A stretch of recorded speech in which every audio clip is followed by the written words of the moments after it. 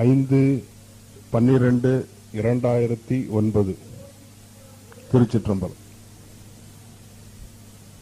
ஆடும் வரிவேல் அணி சேவல் அணியே பணியாய் அருள்வாய், தேடும் கயமா முகனை செருவில் தனி யானை சகோதர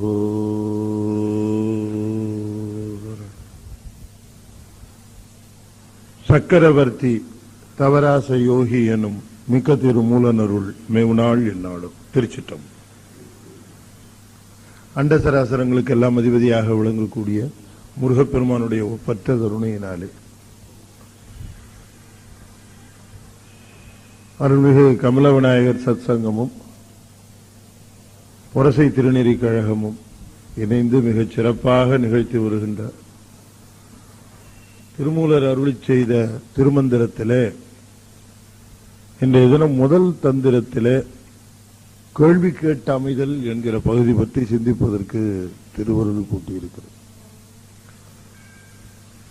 சென்ற முறை கல்வி என்கிற அதிகாரத்திலே சில மந்திரங்களை நாம் சிந்தித்தோம். அதை தொடர்ந்து கேள்வி கேட்டு அமைதல் என்கிற ஒரு தலைப்பிலே சில தந்திரங்களை அருளி செய்திருக்கிறார். இந்த கேள்வி கேட்டு அமைதல் என்கிற பகுதியினுடைய அடிப்படை கொள்கை என்ன என்று கேட்டால், கல்வி எத்துணை தூரம் நாம் நம்மால் படித்து அறிந்து கொள்ளப்படக்கூடியதாக இருந்தாலும் அது மற்றவர் வாயிலாக கேட்டு அறிந்து கொள்ளப்படுகிற பொழுதுதான் முழுமை அடைகிறது என்ற செய்தியை சொல்லுகிறார். எனவே ஒரு பொருளை பற்றிய செய்திகளை ஒருவர் நூல் மூலமாக அறிந்து கொண்டு பல ஐயங்களை குரு மூலமாக தீர்த்து கொண்டு முறையாக ஒரு நூலை கற்றாலும் கூட அந்த நூலிலே வல்லவர் ஒருவர் இருப்பாரே ஆனால் அவர் வாய்மொழியாக அந்த நூலை கேட்டு அறிதல் வேண்டும் என்று சொல்லுகிறார். எனவே கல்வியிலே குரு இல்லாமல் கல்வி இல்லை. நாம் அதை தெளிவா தெரிந்து கொள்ளணும். கல்வி என்கிற பகுதி முந்தைய தந்திரத்திலே சொல்லிட்டார். கல்விங்கிறது குருவோடு பயில்வது. ஆனால் அதற்கும் மேலாக இந்த கேள்வி கேட்டு அமைதல் அப்படிங்கிறத ஒரு தனி பகுதியா அமைத்து சொல்லுகிறார். எவ்வளவு நூலறிவு பெற்றவராக இருந்தாலும் கூட அவர் அறிஞர்கள் வாக்குகளையும் அறிஞர்கள் சொற்களையும் தம்முடைய செவியினாலே கேட்டு தம்முடைய ஞானத்தை தீட்டிக் கொள்ள வேண்டும் என்று சொல்லுகிறார். அத நாம உலக வழக்கில் பார்க்கிற பொழுது அந்த கேள்வி கேட்டு அமைதல் என்கிற அந்த பகுதி கேள்வி கேட்டு அமைதல்னா எதுக்கு எடுத்தாலும் கேள்வி கேட்டுக்கிட்டே இருக்கிறதுங்கிறது இல்ல. கேள்வி என்பது நம்ம தமிழில இருபொருள் பட அமைந்த ஒன்று. கேள்வினா குவெஸ்டின் அப்படிங்கிற ஒரு பொருளும் உண்டு. கேள்வி என்பது செவியலாலே நுகரக்கூடிய அறிவு, கேள்வி ஞானம் அப்படிமா. சில பேர் நல்லா பாடுவார்கள். முறையா கத்துக்கிட்டீங்களா யார் ஆசிரியர் கேட்டா எல்லாம் கேள்வி ஞானம் தாங்க அப்படிம்பாங்க. அதாவது அதை தொடர்ந்து கேட்டு கேட்டு கேட்டு கேட்டு கேட்டு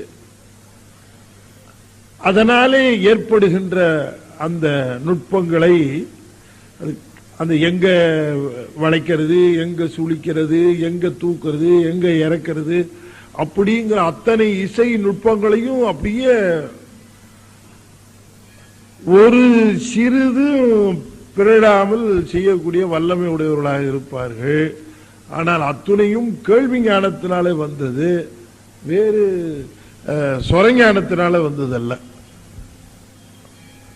அது இசை என்பது ஒரு சொரஞானம், முறையாக பயிலுகின்ற ஞானம். அதை எப்படி எங்கே கொண்டு போய் எத்தனை சொரத்தில் நிறுத்துறது, எத்தனை சொரங்களை அங்க பிரிக்கிறது என்பதெல்லாம் ஒரு முறையாக பயிலுகிறவர்கள். ஆனா ஒரே பாடலையே பல முறை கேட்டவர்கள் அந்த பாடலை அப்படியே ரெப்ரொடியூஸ் பண்ணுவார்கள், அப்படியே திரும்பவும். இது கேள்வி ஞானம் என்று சொல்வார். இந்த கேள்வி ஞானம் என்பது மிக மிக அவசியம். கேள்வி ஞானத்திற்கு ரொம்ப அவசியமாக ஒன்று வேண்டப்படுகிறது. அடிப்படையா கேள்வி ஞானத்திற்கு ஒன்று அடிப்படையாக வேண்டப்படுகிறது. என்னன்னு உங்களால கெஸ் பண்ண முடியுமா? Now I throw the question to you. கேள்வி ஞானத்திற்கு அடிப்படையாக ஒன்று வேண்டப்படுகிறது. செவி. செவி அது உறுப்பு, அது இருக்கு, அது ஒண்ணு. ரொம்ப அடிப்படையாக ஒன்று வேண்டப்படுகிறது. உங்களால யூகிக்க முடிகிறதா? ஈடுபாடு, மொழி.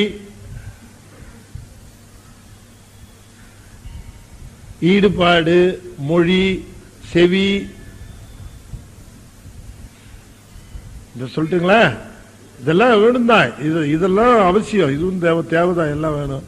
ரொம்ப வேண்டப்படுவது பொறுமை. பொறுமை பொறுமை இல்லை என்று சொன்னால் ஒருவர் கேள்வி ஞானம் பெற முடியாது.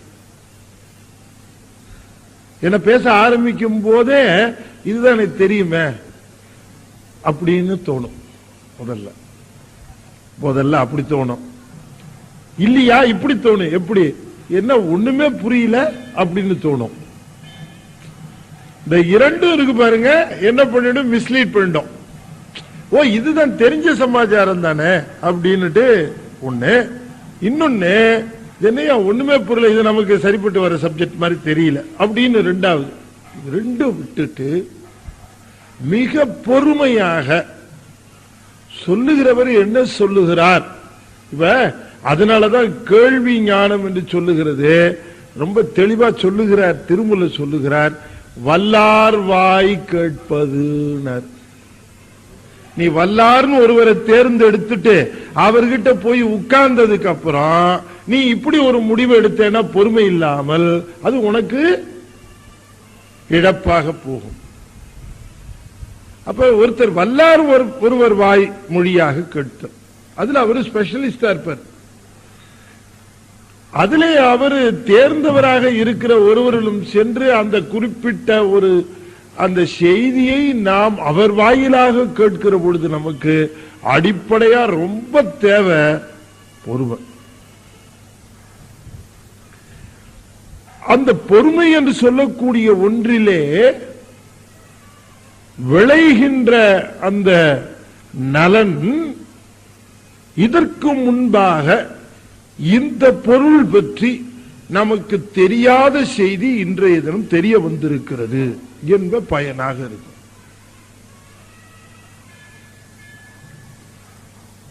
அறிந்த செய்தியாக இருக்கலாம், ஆனால் அதனால் அறியாத அனுபவம் விளையும். நான் என்ன சொல்லிட்டு போறேன், இப்ப இன்னைக்கு வந்து ஒண்ணு, சிவம் முழு முதற் பொருள், அதுல மாற்றம் கிடையாது. சிவத்தை வணங்குவதனாலே நன்மை உண்டாகும், மாற்றம் கிடையாது. சிவனால் விளைகின்ற நன்மையே நிரந்தரமானது, மாற்றம் கிடையாது. இதெல்லாம் ஸ்டாண்டர்ட் தானே, இதெல்லாம் தெரிஞ்சதானே, இதைத்தானே சொல்ல போறாரு. வேற என்ன சொல்ல போறாரு? சிவன் மேல அன்பே வளருங்கள், அதுதான் சொல்ல போறாரு. ஆனால் தெரிந்த செய்தியாக இருக்கலாம், ஆனால் அவை வல்லார் வாய் கேட்கிற பொழுது தெரியாத, அனுபவியாத புது அனுபவத்தை நிகழ்த்தும்.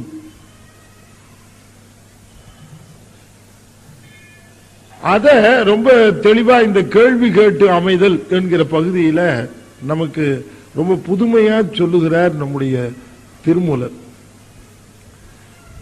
இந்த கேள்வி கேட்ட அமைதல் என்கிற பகுதியை நம்முடைய திருமூலர் சொல்லுகிற இந்த கல்விக்கு அடுத்த மாதிரி வச்சார் பாருங்க.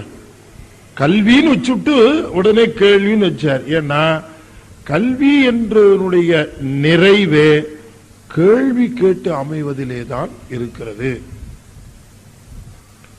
என்ற ஒன்றை சொல்லுகிறார்.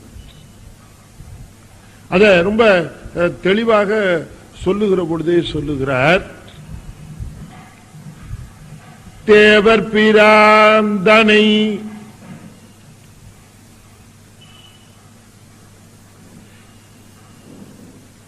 அவர் தேவர்களுக்கு தலைவனாக விளங்கக்கூடியவர். திப்பிய செல்வன் தன்னை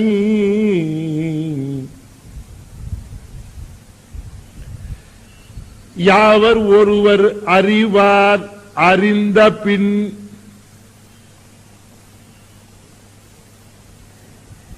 ஓதுமின் கேண்மின் உணர்மின் உணர்ந்த பின் ஓதி உணர்ந்தவர் ஓங்கி நின்றாரே என்று சொல்றார் சுவாமி. அதாவது படிப்படியா திருமந்திரத்துல படிப்படியா நம்முடைய ஆன்ம வளர்ச்சியை கொண்டு செல்வார் நம்முடைய திருமந்திர செல்வர் நம்முடைய சுவாமி திருமூலர். படிப்படியா கூட்டிட்டு போவார், கையை பிடிச்சு கூட்டிட்டு போவார். தலைப்பு வழியா ஒவ்வொரு தலைப்பா போனோம்னா ஒவ்வொரு நிலையிலையும் நம்ம அடுத்த நிலைக்கு அழைத்து செல்வார். தேவர் பிரான் தனை திப்பிய நாதன் தனை. திப்பியன இனிப்புன்னு அர்த்தம். அவருக்கு சிவபெருமான்னு சொல்றது இல்லை, அவருக்கு இனிக்கிற சுவாமியான்னாரு. இனிக்குமா? சிவன் சொன்னாலே இனிக்குமா? அன்னிப்பார். அன்னித்தல் என்ன அர்த்தம்? ஆகமம் ஆகி நின்று அன்னிப்பான் தாழ்வாழ். அன்னித்தல், இனித்தல். அந்த இனிப்பு நாவினாலே அனுபவிக்கல, சிந்தையினாலே அனுபவிக்கின்ற அந்த இன்பம். தேவர் பிரானை திப்பியநாதன் தன்னை யாவர் ஒருவர் அறிவார். இதான் நாம சொன்ன பார்த்தீங்களா, வல்லவர் வாய் கேட்டல். யாவர் ஒருவர் அறிவார், இவர்தான் வல்லவர். சிவனை நன்கு அனுபவித்தவர்கள் யார் என்று தெரிந்து கொள்ளுங்கள். சிவனை சிவானுபூதி செல்வராக அனுபவித்த சிவானுபூதி செல்வரை அறிந்து கொள்ளுங்கள். அறிந்த பின், அவரை அறிந்த பின் அவரிடம் சென்று ஓதுமின் கேண்மின் உணர்மின் அப்படின்னு. நீ இதுவரைக்கும் படிச்சிருந்திருப்ப, இப்ப என்ன பண்ணு, சிவன் தான் எல்லாம் தெரிஞ்சு தேவாரெல்லாம் படிச்சிருப்ப, எல்லாம் சரி ஒரு நிலைக்கு வந்துட்டியா. இப்ப என்ன பண்ணு, சிவானுபூதி செல்வர்களை சென்று சேர். அவர்கள் என்ன சொல்லுகிறார்கள் என்று கேள் அப்படின்னார்.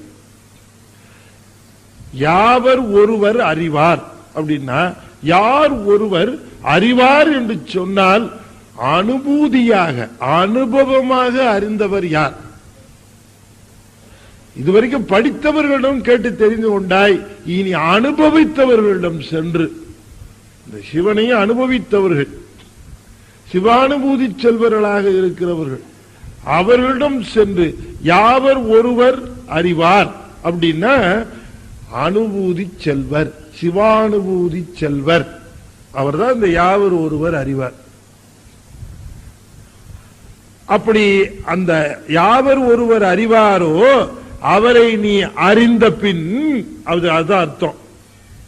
அவரை நீ அறிந்த பின், அவரை தெரிந்து கொண்டு விட்டாய் என்று சொன்னால் உடனே அவரிடமிருந்து பயன் பெறு. ஏங்க, அவரே சிவானுபூதி செல்வரா இருக்காரு, கிட்டக்கே நெருங்க முடியல. அவரை சுத்தி எப்ப பார்த்தாலும் கூட்டம். அவரை சுத்தி முதல் வளையம், இரண்டாவது வளையம், மூணாவது வளையம், ஏகப்பட்ட சர்க்கிள்ஸ். நாங்க எங்கேயோ இருக்கிறோம். நான் அவர்கிட்ட எப்படி போய் அதுக்குத்தான் சொல்றார், நீ அவர்கிட்ட போய் நின்னு நீ பேசணும்னு அவசியம் கிடையாது. நீ என்ன பண்ணணும் தெரியுமா? ஓதுமின், நீ அவர் முன்பாக நீ கற்றவற்றை ஓது. ஓதிய பின்பு அவர் சொல்லுகிற சொற்களை கேள்மின். அவர் உனக்கு சொல்ல மாட்டார், எல்லாருக்கும் சேர்த்துதான் சொல்லுவார். எல்லாருக்கும் சேர்த்து சொல்றதுல உனக்கு ஏற்படக்கூடிய ஐயத்திற்கு பதில் இருக்கும். சிவானுபூதி செல்வர் ஒவ்வொருவருக்காக தனியா போய் பதில் சொல்ல வேண்டிய அவசியம் இல்லை. அவருடைய அந்த அனுபூதி செல்வ உரையை நீ கேட்பாயேயானால் உனக்கு ஏற்படக்கூடிய ஐயங்கள் அதிலே தெளிவாகும். அவர் உனக்குன்னு தனியா சொல்ல வேண்டியதில்லை. ஏன் அப்படின்னா உன்னுடைய ஐயங்களுக்கு அதையே நிலைக்களமாக கொண்டு சிவம் பதில் சொல்லும் அப்படிங்கிற. இப்ப அதைத்தான் நாம பார்க்கிற பொழுது ஓதுமின், கேள்மின், உணர்மின். உணர்ந்த பின், அப்படி உணர்ந்த பின் ஓதி உணர்ந்தவர் ஓங்கி நின்றாரே. அவர்கள்தான் கேள்வி செல்வத்திலே நிறைவு பெற்றவர்கள்தான் அவர்கள் ஓங்கி நிற்பார்கள். எதை பெற வேண்டுமோ அதை பெறுவதற்குரிய நிலையிலே உயர்ந்து விளங்குவார்கள். என்ன சொல்ல வருகிறார் அப்படின்னு கேட்க பொழுது, படித்து ஒன்றை தெரிந்து கொள்ளுகிறோம். படித்து தெரிந்து கொள்ளுகிற பொழுது, ஓ இதுதானா, சரி தெரிஞ்சு போச்சு, அவ்வளவுதான், இது நமக்கு தெளிவாக தெரிந்து விட்டது, புரிந்து விட்டது என்று நினைத்து இருந்து விடாதே. இப்ப ரொம்ப காலத்துக்கு முன்னாடி எல்லாம், அதனாலதான் தேவாரம் திருவாசகத்துக்கெல்லாம் பதவுரை பொழிப்புரை இதெல்லாம் போடாம இருந்தாங்க. அதுக்கெல்லாம் இந்த உரையே செய்யாமல் ரொம்ப காலம் இருந்தார்கள். உரை செய்யாமலே இருந்தார்கள். அதுவும் குறிப்பா திருவாசகத்துக்கு உரை செய்வதே கிடையாது. அதுக்கு என்னத்தை உரை செய்கிறது அப்படின்னுட்டு. மகாவித்வான் மீனாட்சி சுந்தரம் பிள்ளையினுடைய மிக நெருக்கமான மாணவராக இருந்த வித்வான் தியாகராஜ செட்டியார் கல்வி கேள்விகளில சிறந்து விளங்கியவர். கும்பகோணம் கல்லூரியில தமிழ் பேராசிரியராக விளங்கியவர். அவரே திருவாசகத்திற்கு உரை எழுதுவதற்கு அஞ்சினார். உரை எழுதுறதுக்கு அஞ்சினார். உரை எழுதுங்கோ அப்படின்னு சொன்னதுக்கு, ஏயா தமிழ்ல டிக்ஷனரி கையில இருக்கு, வார்த்தைக்கு பொருள் தெரியும்னு திருவாசகத்துக்கு உரை எழுதிடுறதா? அவர் சொல்லி இருக்கிற வார்த்தைக்கெல்லாம் சொல்லிய பாட்டின் பொருள் உணர்ந்து சொல்லுவார் செல்வர் சிவபுரத்தில் உள்ளார் சிவனடிக்கில் பல்லோரும் ஏத்த பணிந்து அப்படின்னு சொன்னாருங்கிறதுக்காக, பொருள் உணர்ந்து சொல்லுவாருங்கிறதுக்காக டிக்ஷனரியை எடுத்து ஒவ்வொரு வார்த்தையா பார்த்து அர்த்தம் போட்டு விட்டா, பதவர பொழிப்புரை அடிச்சு போட்டா அத பொருளாயிடுமா? அதுதான் அதுக்கு பொருளா? எப்படி பொருள் காண்பது சொல்லுங்க பார்க்கலாம். திருவாசகத்தில் பல இடங்களுக்கு பொருள் புரியவே இல்லையே இன்னும். என்னவோ பொருள் சொல்லி இருக்காரு, என்னவோ. திருவாசகத்தை விடுங்க, திருமுறைகள்லயே பல இடங்கள் அப்படி இருக்குது. அதெல்லாம் சிவானுபவம் விளைந்தது. அது என்ன ஆகும், அவங்க அந்த பாடலை சொல்லுகிற பொழுது அவங்க நமக்கு அவங்க சொல்லுகிற பொழுது இது இப்படித்தான் அவங்களுக்கு புரிஞ்சிடும் நினைச்சிட்டே சொல்லுவாங்க. அவங்களுக்கு புரிஞ்சது புரிஞ்ச மாதிரி சொல்லுவாங்க. அவங்களுக்கு புரிஞ்சிருச்சு, நமக்கு புரியலங்கிறதே தெரியாது. அது ஒரு மாதிரியான அந்த உயர்ந்த பரநிலையில இருக்கிற பொழுது அவர்கள் இறங்கி வருது கொஞ்சம் கடினமாக கூட இருக்கும். அந்த நிலையில இருந்து பாடிய சில பொருள்களை எல்லாம் என்னாக்கி தன்னானானை அப்படிங்கிறாரு ஒரு இடத்துல. யாரு? அப்பர் சுவாமி சொல்றாரு, என்னாக்கி தன்னானானைங்கிறாரு. என்னது என்னாக்கி, என்ன தன்னானானை அப்படின்னு அந்த இடத்தை பார்த்தோம்னா திருத்தாண்டகத்தை ஒரு இடம் ஒண்ணு புரியல. தான் அறிந்த திருநெறியே அறிவிப்பானை அப்படிங்கிறார் திருத்தாண்டகத்தில் ஒரு இடத்துல. தான் அறிந்த திருநெறியே அறிவிப்பானை அப்படின்னு சொல்லுகிறார். சில இடங்கள்லாம் நம்ம சிவஞான செல்வர்கள் சொல்லுகிற பொழுது ஒரு பரநிலையில இருந்து உயர்ந்த நிலையில இருந்து ரொம்ப அந்த நிலையில இருந்து சொல்லிய வாக்குகள் சில சமயம் அப்புறமா தான் முடிச்சுக்குவாங்க, கீழே இறங்கி வந்து சொல்லுவாங்க, சில சமயம் மேல நின்று சொல்லுவாங்க. அதனால என்ன பண்ணுவார்கள், இதுக்கு நாம பொருள் சொல்லுகிற பொழுது எங்கேயாவது ஒரு பரமான பொருள் சொல்லாம தாழ்வான பொருளா ஏதாவது சொல்லிட்டு போயிட போறோம் அப்படின்னு பயந்தே பெரியவங்க எல்லாம் அதுக்கு உரை சொல்வதற்கெல்லாம் பயந்தார்கள். அப்புறமா கொஞ்ச காலம் பரவாயில்ல, நம்ம இப்ப இருக்கிற மக்களுக்கு அதுக்கு என்னதான் அடிப்படையா பொருள்னு சொன்னோம்னா அவங்க படிப்பாங்க, அப்புறமா அவங்க அனுபவ பொருள் புரிந்து கொள்வார்கள் அப்படிங்கிற அந்த நிலையில எல்லாரும் அதுக்கு உரை சொல்ல ஆரம்பிச்சாங்க. அப்புறம் உரை எழுத ஆரம்பிச்சாங்க. அப்புறம் எல்லாரும் உரை எழுதிட்டாங்க இல்லைங்களா? இப்ப திருவாசகத்துக்கு எத்தனை உரை இருக்குன்னு கணக்கே கிடையாது. அது பாட்டுக்கு ஏதோ ஒரு 234 242 உரையோ இன்னும் இருக்கு.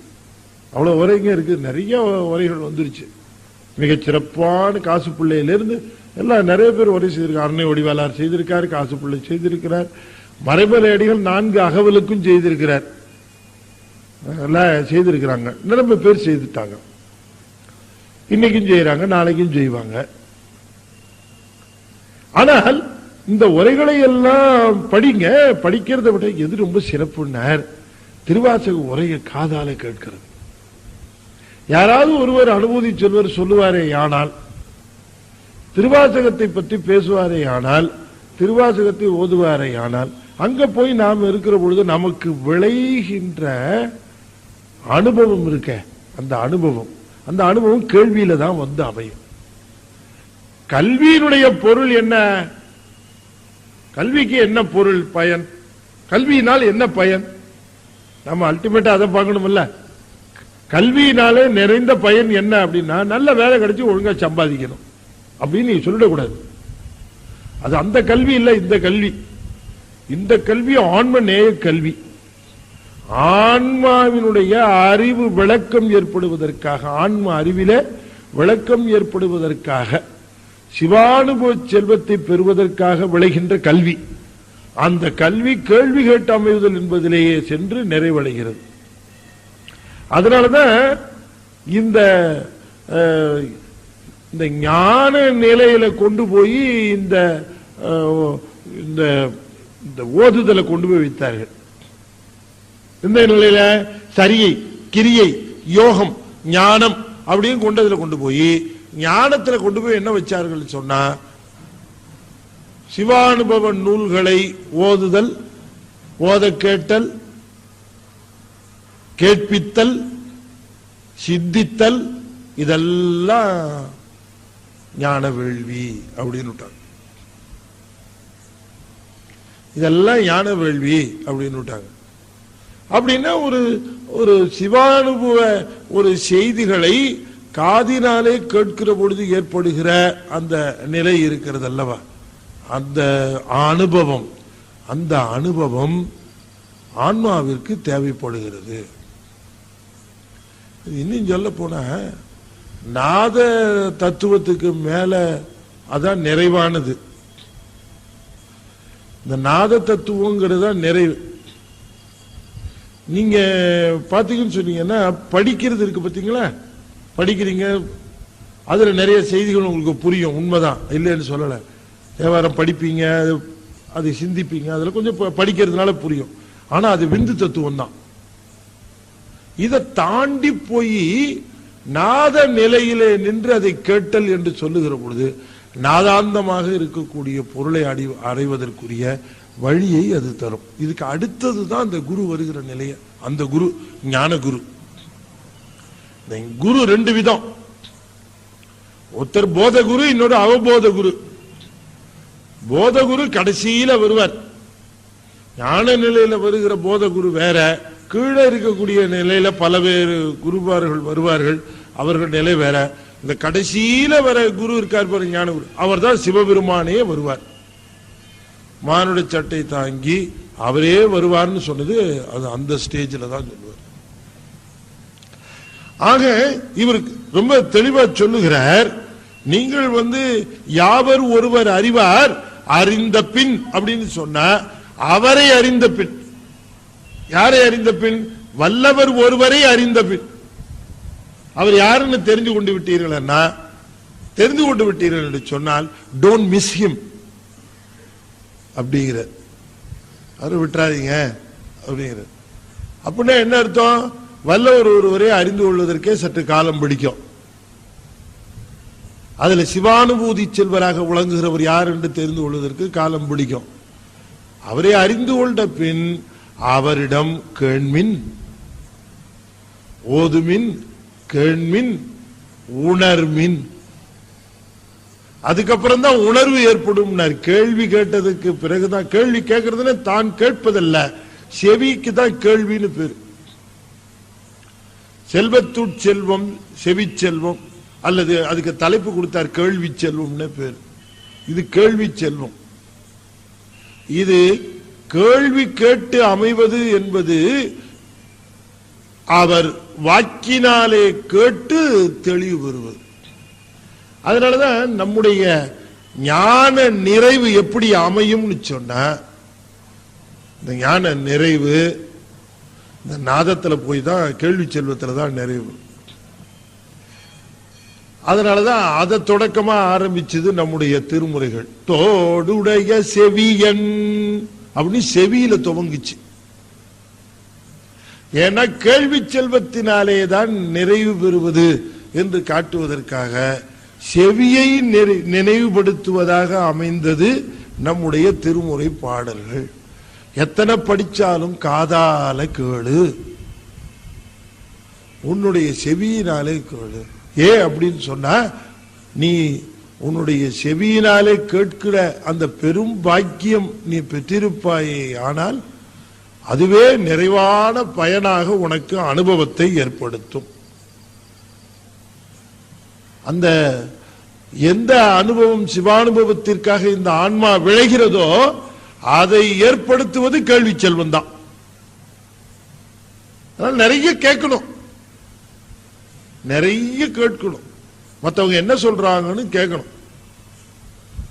மற்றவங்க என்ன சொல்றாங்க கேட்கணுங்கிற பொழுது நான் முதல்ல சொன்ன பாருங்க, அந்த பொறுமை என்பது, அந்த பொறுமை ரொம்ப தெரியும். இல்லைன்னு வச்சுங்களேன், அந்த பொறுமை இல்லைன்னு சொன்னா நாம கேட்டு பெற வேண்டிய பயன் பெறாம போடும். ஒருத்தர் இப்படித்தான் ரொம்ப கேட்டு பயன்பெற வேண்டும் என்று ஒருவர் எண்ணினார். யாரை சந்திச்சாலும் கேட்பார், எந்த குருவை சந்திச்சாலும் கேட்பார். ஒரு குருவை போய் சந்திச்சார். அவர் தான் ரொம்ப அதிகமான ஞானம் பெற்றவர்னு கேள்விப்பட்டார். சரி, அவர்கிட்ட போய் கேட்டு தெரிஞ்சுக்குவோம் அப்படின்னு போனார். அவர்கிட்ட போகும்போதே இவர் என்ன நினைக்கிறார், நமக்கு அநேகமா எல்லாமே தெரிஞ்சிருச்சு, நமக்கு அநேகமா எல்லாமே தெரிஞ்சு, இவர் என்ன புதுசா சொல்ல போறார், இருந்தாலும் கேட்போம்.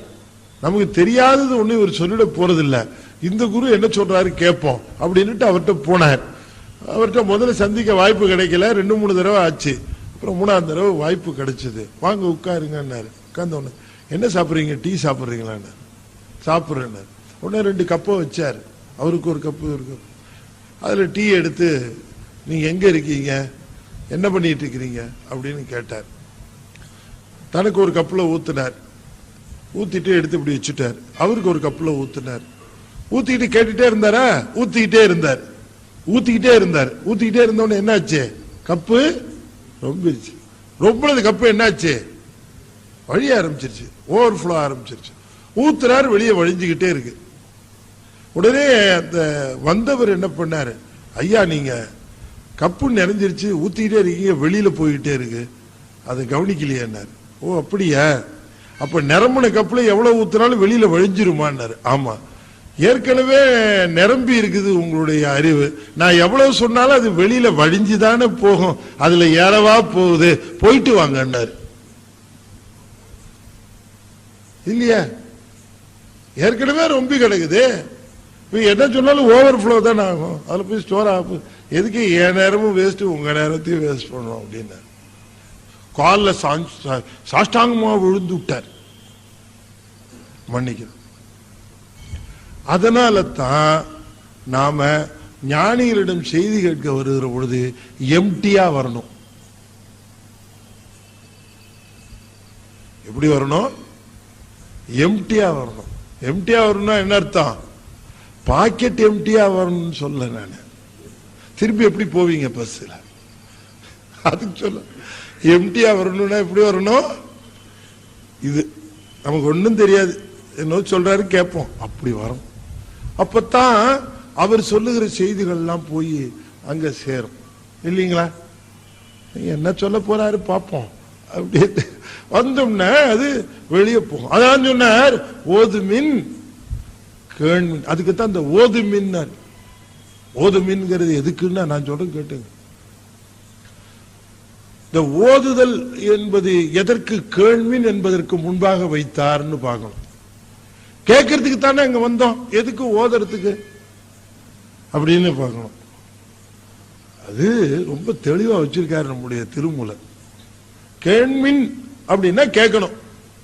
கேட்கறதுக்கு முன்னாடி இடம் காலியா இருக்கணும்ல, இந்த இடத்தை காலி பண்றதுதான் ஓதுமின். ஓதி இந்த புத்தியை சுத்தப்படுத்தி காலி பண்ணி வை ஓதி, அதுக்கப்புறம் போய் கேள்வினார். நல்ல திருமுறைகளை நன்றாக ஓதுங்கள், சென்று கேளுங்கள். அப்ப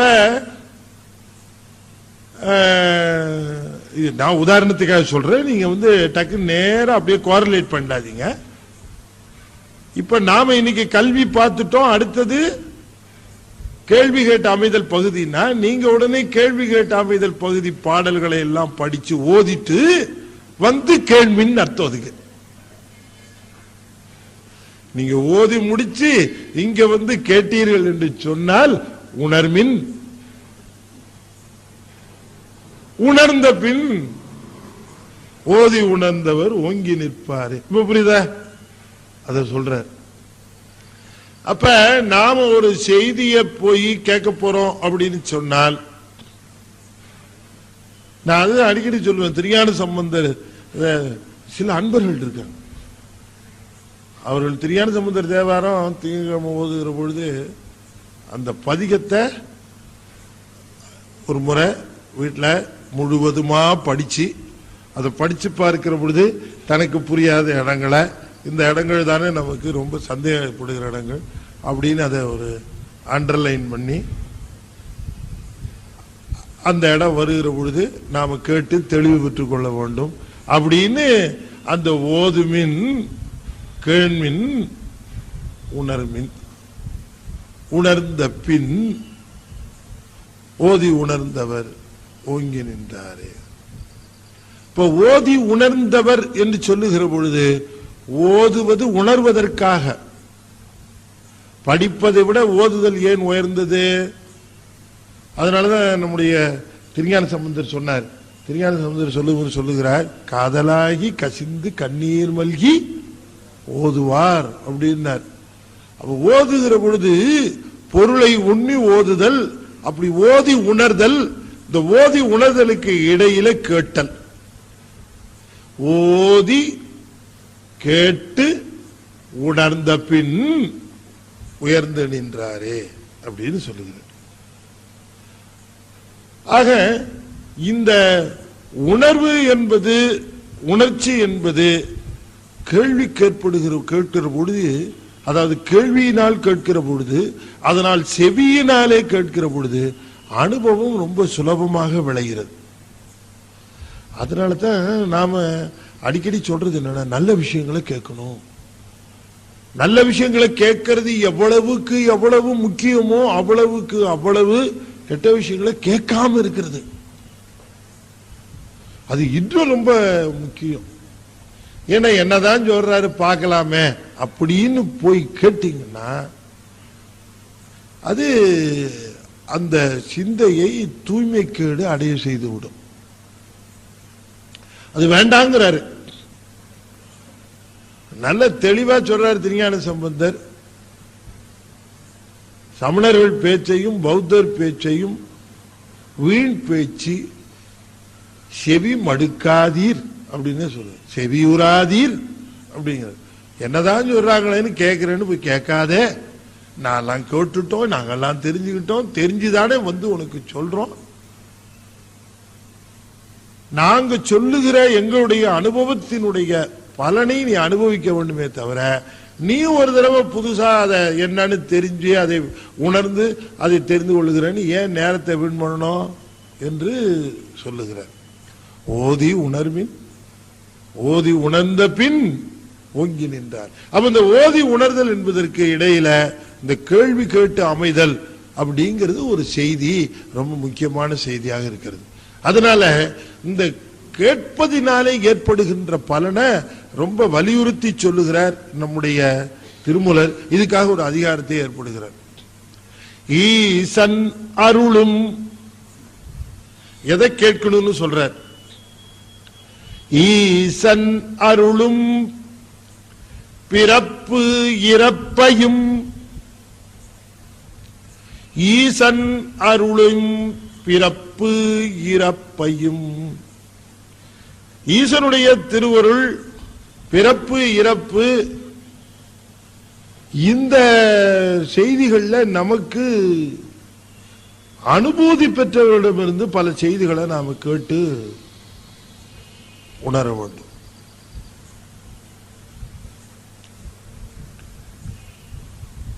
ஈசனுடைய அருள்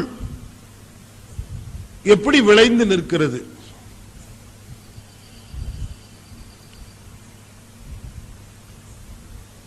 பிறப்பு இறப்பு ஏன் ஏற்படுகிறது? இறைவனுடைய திருவருள் என்று பேசப்படுகிற பொழுது பிறப்பும் இறப்பும் ஏன் நிகழ வேண்டும்? பிறப்பையும் இறப்பையும் இறைவன் தருகிறானா? நமக்கு ஏன் பிறப்பு இறப்பு வர வேண்டும்? நமக்கு பிறப்பு இறப்பு வருகிறதே, அதற்கு காரணம் யார்? இறைவன் தானா நமக்கு பிறப்பையும் இறப்பையும் கொடுக்கிறவன்?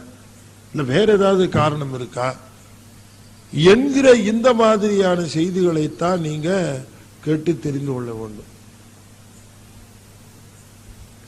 அந்த செய்திகளை தெரிந்து கொள்ளுகிற பொழுது அந்த செய்திகளை தெரிந்து கொள்வதனாலே உங்களுக்கு விளைவது என்னன்னாரு, நேசமும் ஆகி பேரன்பு உடையவர்களாக நீங்கள் விளங்குவீர்கள் என்று சொல்லுகிறார்.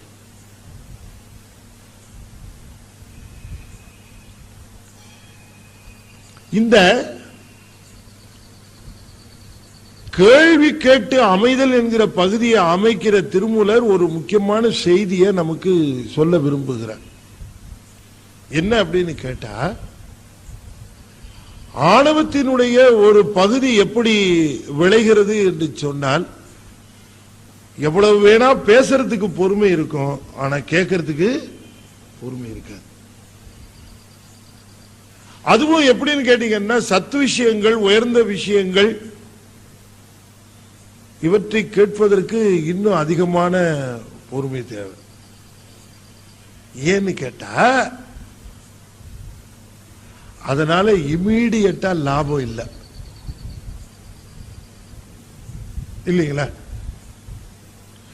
இப்ப நாம ஒன்று இப்ப கோயிலுக்கு போகிறோம்,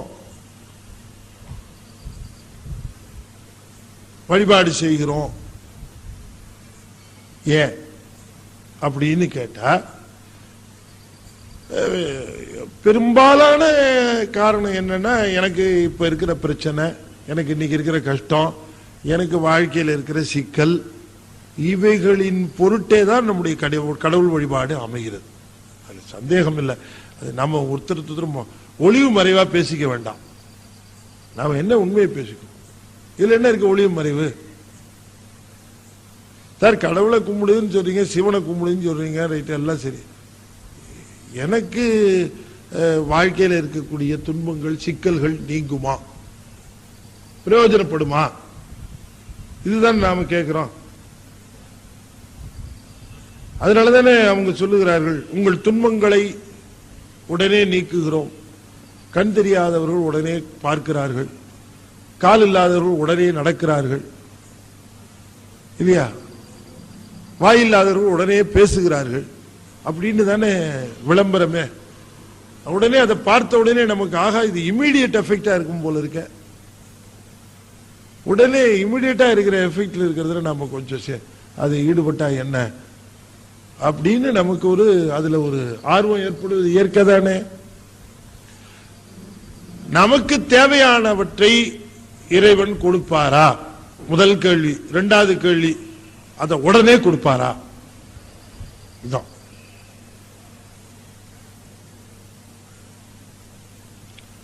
அவர் சொல்றார், ஈசன் அருளும் பிறப்பு இறப்பையும் பேசி பிதற்றினர்.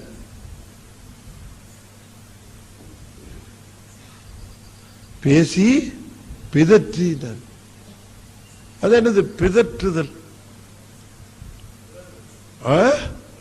உளறுதல். உளறுதல், பேசி பிதற்றி.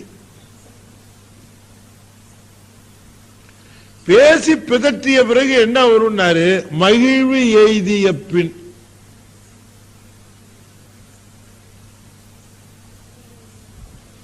பேசுதல், பிதற்றுதல், மகிழ்வு எய்திய பின்னர்.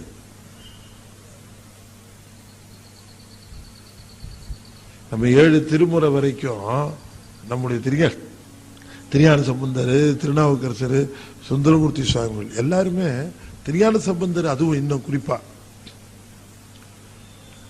அவருடைய பதிகங்கள்ல, பெரும்பாலான பதிகங்கள்ல நீங்க பார்த்தீங்கன்னு சொன்னால் உனக்கு இந்த பலன் கிடைக்கும், உனக்கு இது வழிபட்டா இது உனக்கு சுலபமா நிறைவேறும், உனக்கு இந்த கஷ்டம் தீரும், உனக்கு இந்த பதிகம் ஓதுகிறியா உனக்கு பண பிரச்சனை தீரும் இல்லீங்களா? இடரினும் தளரினும் இல்லையா? அதைத்தானே பாடுறோம். இப்ப இடரினும் தளரினும் எனது உயர். அப்ப இது ஏன் சொல்லியிருக்காரு? அவர் உங்க அப்பாவுக்கு செல்வம் வாங்கி தரத்துக்காக இதை பாடினார்.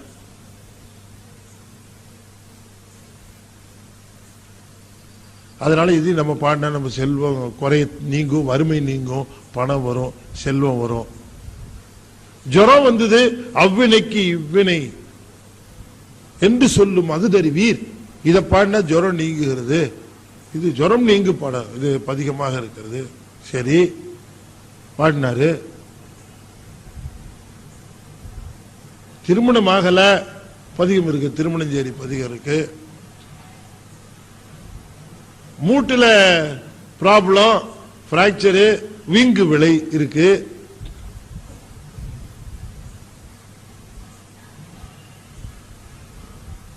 மன அமைதி இல்ல, ரொம்ப பிரச்சனையா இருக்கு, மனசெல்லாம் இருக்கு. ரொம்ப அற்புதமான பதிகம் பாடி இருக்கிறார் நம்முடைய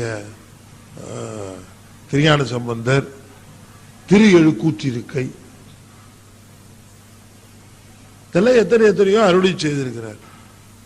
என்ன அப்படின்னு கேட்டா, அடிப்படையா உனக்கு இதுதான் வேணும்னு சொன்னா அதையும் தர தயார் உண்டு. நீ அதெல்லாம் தரத்துக்கு இதுல முடியும். ஆனால் இதைவிட உயர்ந்த செய்திகளும் இங்க கிடைக்கிறது. அதையும் தெரிஞ்சுக்கோ. உனக்கு இது வேணும்னாலும் எடுத்துக்க, அது வேணும்னாலும் எடுத்துக்க. உனக்கு இதுதான் வேணும்னு சொன்னாலும் இதையே வச்சு இதையே வாங்கிக்கவும் தயாரா இருந்துக்கோ. வாங்கிக்க, வேணான்னு சொல்லல. ஆனால் இதற்கும் மேம்பட்ட செல்வத்தை வழங்கக்கூடியது இந்த திருமுறைகள். 7 திருமுறை வரைக்கும் இதை ரொம்ப தெளிவாவே சொல்லி இருக்கிறாங்க எல்லாரும். தம்மையே புகழ்ந்து இச்சை பேசினும் சார்கினும் தொண்டர் தருகிலா பொய்மையாளரை பாடாதே எந்தை புகழூர் பாடுமின் புலவீர்கள் இம்மையே தரும் சோறும் கூரையும் எத்தலாம் இடர்களுமாம் என்று சோறு தருவார், கூரை தருவார், எல்லாவற்றையும் தரக்கூடிய வன்மை உடையவர் என்றெல்லாம் நாம பேசுகிறோம். ஆனால் இவைகளை எல்லாம் நாம கேட்டு பெறுகிற அந்த நிலையை கொஞ்சம் தாண்டி போய் இதையெல்லாம் நீ தந்தா தராட்டி போ, நீ தந்தா தராட்டி போ, எனக்கு அதை பத்தி பிரச்சனை இல்லை. என்னவோ ஒரு இடத்துல பிறக்க வச்ச, ஒரு இடத்துல வளர வச்ச, ஒரு சமாதானமா கொண்டு வந்துட்டு இருக்கிற, நீ என்ன நினைச்சிருக்கிறியோ அதை செஞ்சுக்கோ. ஆனாலும் எப்பவுமே உன்னை மறக்காம இருக்கிறதுக்கும், உன்னை மறவாம பாடுறதுக்கும் எனக்கு அந்த வாய்ப்பை நீ கொடு அப்படின்னு ஒருவர் கேட்பாரேயானால் என்ன நிகழ்கிறது என்று சொன்னால், நம்முடைய ஒட்டுமொத்த பிரச்சனைகளையும் இப்ப அவர்கிட்ட கொடுத்துட்டோம்னு ஆச்சு. இப்ப நாம ஒவ்வொரு பிரச்சனையா தூக்கி அவர்கிட்ட கொடுத்து சால்வ் பண்றதை காட்டிலும் ஒட்டு மொத்தமா எல்லாத்தையும் தூக்கி அவர்கிட்ட ஒப்படைச்சு எது வந்தாலும் நீயே கரஸ்பாண்ட் பண்ணிக்கோன்னு சொல்லிவிட்டு டோட்டல் கரஸ்பாண்டன்சி அவர்கிட்ட ஒப்படைச்சுட்டு நம்மள டோட்டல் சரண்டரா கொடுத்துட்டு நன்றே செய்வாய் விழை செய்வாய் நானோ இதற்கு நாயகமே அப்படின்னு மொத்தமா ஒப்படைச்சுட்டு நான் என்ன கேட்கிறேன் உங்ககிட்டன்னு சொன்னா எப்பவும் உன்னைத்தான் சிந்திக்கணும், எப்பவும் உன்னைத்தான் பாடணும் அப்படின்னு கேட்டோம்னா இப்ப என்ன ஆகும்னு கேட்டீங்கன்னு சொன்னா மொத்தமா அத்தனை பிரச்சனைகளையும் அவரே சமாளிக்க வேண்டிய நிலைக்கு வரும். இதுதான் 8.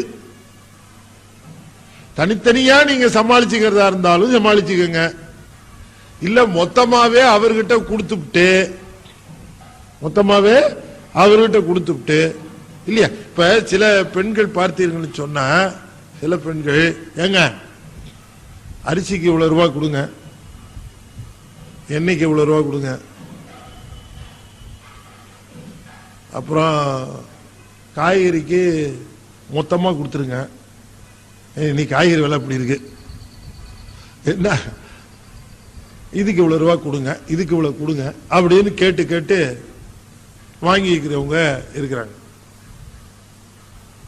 சரி இந்த இதுக்கு இவ்வளவு, இதுக்கு இவ்வளவு, இதுக்கு இவ்வளவு, அதையெல்லாம் வாங்கி அந்தந்த செலவை செய்து முடிச்சுட்டு குடும்பத்தை நடத்துறதுங்கிறது ஒரு முறை. ஏங்க நீங்க எத்தையோ வாங்கி போடுங்க, எதையோ பண்ணுங்க, இதெல்லாம் இந்த காசு கொடுக்குற வேலையெல்லாம் வச்சுக்காதீங்க. எனக்கு மட்டும் மாசம் 5000 ரூபாய் என் சொந்த செலவு கொடுத்துருங்க. நீங்க அரிசியை வாங்கி போடுவீங்களோ, பருப்பை வாங்கி போடுவீங்களோ, காய்கறியை வாங்கி போடுவீங்களோ, நீங்க எதை வாங்கி போட்டாலும் சமைச்சு வைக்கிறேன், உங்களுக்கு சாப்பாடு பண்ணி போட்டுறேன். எதுவா இல்லைன்னா உங்ககிட்ட சொல்றேன், நீங்க வாங்கி கொண்டு போட்டுருங்க. என்ன இல்லைன்னா உங்ககிட்ட சொல்றேன், நீங்க வாங்கி போட மாட்டீங்களா இல்லீங்களா? அப்படின்னா இது எப்படி என்ன ஆகும்? வீட்டுல எது இல்லைன்னாலும் ஏன் நீ முதலே அரிசிக்கு காசு வாங்கினீங்க, எப்படி அரிசி இல்லைன்னு சொல்ற அப்படின்னு கேட்க வேண்டியது இல்ல. அரிசிக்கு காசு வாங்கி இருந்தா நடுவில் அரிசி குறைஞ்சு போச்சுன்னா நீ தான் அரிசி காசு வாங்கினீங்க அப்படின்னு பிரச்சனை வரும். நீங்க எதுவா இருந்தாலும் நீங்களே வாங்கி போட்டுருங்க. இதெல்லாம் ஏன் சிக்கல, என் பங்கை மட்டும் எனக்கு கொடுத்துருங்க மாசையா அப்படின்னா இது எவ்வளவு ரொம்ப உங்களாம் யோசிக்க ஆரம்பிச்சிட்டாங்க. இது நல்ல மெத்தடா இருக்கும் போல இருக்க அப்படின்னுட்டு. எப்படி இவர் இப்படி சொல்றா நீங்க நினைக்காதீங்க, எங்க வீட்டுல அப்படித்தான் பண்ணிட்டு இருக்கிறாங்க. இதுதாங்க இப்ப 8ஆம் திரும்பல. ஓ நீ என்னத்தையா வாங்கி போடு, எனக்கு நீ எனக்கு வேலையை வாங்கி கொடுப்பியா, சம்பளத்தை வாங்கி கொடுப்பியா, என் பிள்ளைய பாப்பியா, இதெல்லாம் எனக்கு வேணாம். எனக்கு மாசம் மாசம் இந்த பணம் கேட்கிற மாதிரி எனக்கு உன்னுடைய சிவானுபூதி செல்வத்தையும் எப்போ நீ சிந்திக்கிறவன் சிந்திக்கிற இடத்துல இருக்கணும்னு சொன்னா நல்லா கவனமா கேட்கணும். உடம்பு ரொம்ப நல்லா இருக்கணும்னு அர்த்தம். 2வது உன்னை பேசுறதை கேட்டு நான் ஆனந்தப்படணும் சிந்திக்கிறேன்னா சிந்தனை எல்லாம் நல்லா கிளியரா இருக்குன்னு அர்த்தம். மனசளவுல எந்த பிரச்சனையும் இல்லைன்னா மன பிரச்சனை 2 பிரச்சனையும் இல்லைன்னு ஆயிடுச்சு. இல்லைன்னு ஆகல, எல்லாத்தையும் அவர்கிட்ட கொடுத்தாச்சுன்னு ஆயிடுச்சு இல்லீங்களா? சுவாமி சொல்லுகிறார், ஈசன் அருளும் பிறப்பு இறப்பையும், இந்த 2 எண்டையும் சொல்றார். வரக்கூடிய அத்தனை நன்மை தீமைகளையும் நீயே ஏற்றுக்கொள்ள போகிறாயா, இல்ல ஈசன் அருளை ஏற்றுக்கொண்டு எல்லாவற்றையும் அவர்கிட்ட தள்ள போறியா? எதுன்னு நீ பார்த்துக்கோ. இல்ல நானே டீல் பண்ணிக்கிறேன், அப்பப்போ அவர்கிட்ட நான் கன்சல்டேஷன் பண்ணா போதும் அப்படின்னாலும் சரி. இத நல்லா யோசனை பண்ணி இதுல எது சிறப்புன்னு எப்போ உனக்கு தெரியும்னா சிவானுபூதி செல்வர்களுடைய உரைகளையும் அவர்களுடைய ஞான செல்வங்களையும் நீ கேள்வி கேட்டு அமைந்தால் தான் உனக்கு புரியும். அதனால சொன்னார் பேசி பிதற்றுமின்னார். பேசி பிதற்றுமின் அப்படின்னு சொன்ன நீ ஒரு முடிவுக்கு வரதுக்கு முன்னாடி நிச்சயமா எல்லா பிதற்றலும் இருக்கும் இல்லையா? இது நன்மையா, அது தீமையா, இது உண்மையா, அது உண்மையா என்று. ஆனால் பேசி பிதற்றுமின் அதற்கு பிறகு என்ன தெரியுமா வரும்? மகிழ்வெய்திய பின்னர்.